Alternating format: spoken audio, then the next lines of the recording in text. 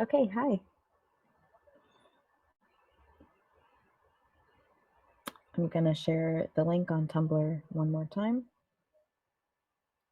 And then I will start answering the questions that I got ahead of time.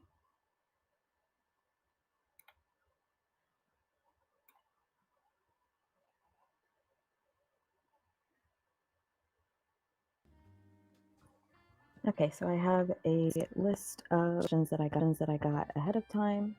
So I'll go through those, and then anyone in the chat who has sent their can go ahead and ask those in between or after. Okay. So the first question is from Katie, or AbloonT on Tumblr. And they asked, what's a 3-sentence summary of Curse the Messenger? So the summary I have written here is, Eddie is a seer, or someone who has premonitions in her dreams. She and her sibling Fred run a private investigation business, finding lost things for the witch society that has shunned them for being clairvoyant. Then secular, or non-witch Jessica, begs them to help her solve her girlfriend's gruesome murder, which the police insist never happened. Seth, or Seth the Ghostwriter on Tumblr, asked, are there any elements inspired by other media that you like? And are there elements you wish were in more media?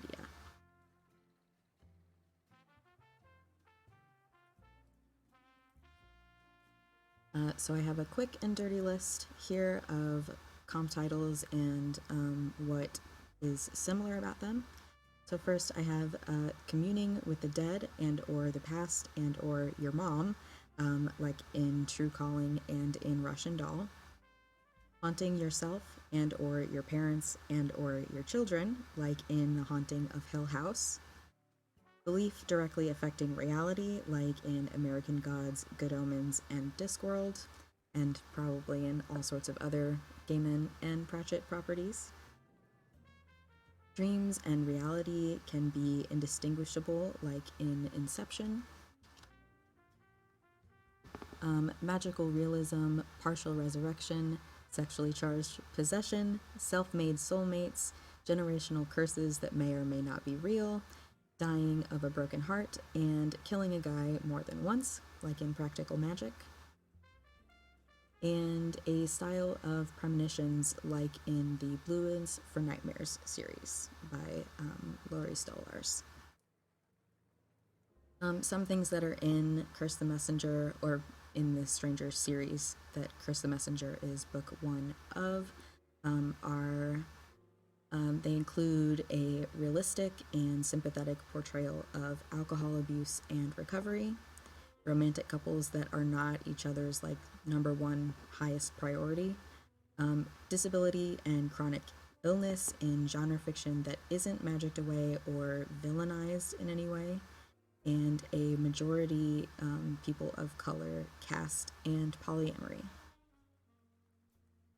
The next question is from Athena, or a fictional bullshitter on Tumblr, and she asked, share some interesting trivia about a character. So the trivia that I have prepared here is that Eddie, the main character of Curse the Messenger, the first book, is a Scorpio, and she was born on Halloween. The next question that was sent in ahead of time is from Astro, or Josifster on Tumblr, and then Katie AbloonT also sent this in as well. And they both asked about deleted scenes. And I have a whole deleted scene document. I don't actually delete my deleted scenes. And I wanted to show you that on the screen, but I kept getting like this weird mirror like repetition of the screen on Twitch, and I don't know how to prevent that. So I guess I will just open that document up and talk a little bit about what's in there. But basically, I decide when to delete a scene, if it's going really slow, or if it's going to be redundant, or if it just isn't not going to like kind of get us closer to the plot and like stay in line with where I'm trying to go with the story at the moment. And some of them are not really going to be deleted. They're just, I'm saving them for later to put them in a spot that they fit better, which I think so far I only have 2 deleted scenes for Curse the Messenger so far, and I think they are both like that.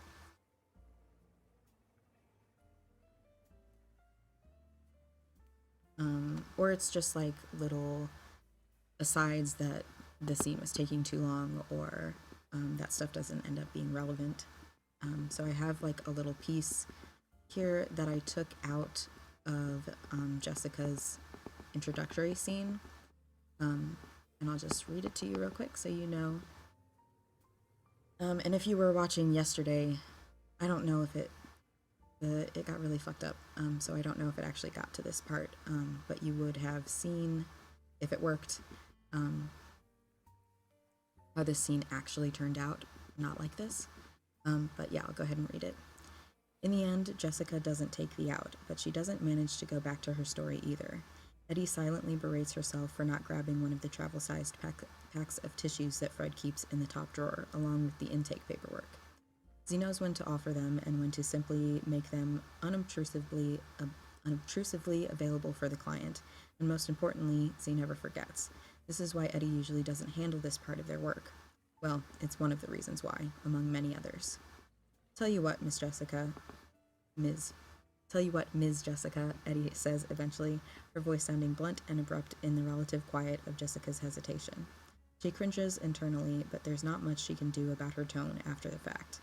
Why don't you leave your information with us, collect yourself, and come back tomorrow when my partner is here? Leave my information with you, Jessica murmurs. She gives Eddie a sly look, her dimple showing again. Her expression is still drawn, a pale reflection of her earlier confidence, but alluring all the same. Her word choice is clearly deliberate, poking fun at Eddie's little slip, an embarrassing mistake she's made twice now in barely 10 minutes.